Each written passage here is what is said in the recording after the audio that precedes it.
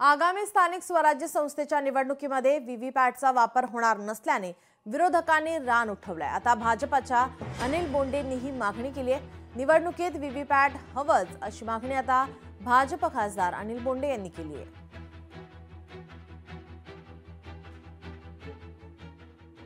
नाही, व्हीव्हीपॅट असलं पाहिजे आणि व्हीव्हीपॅटच्या माध्यमातून निवडणूक आयोगाने आतापर्यंत केलेलं आहे।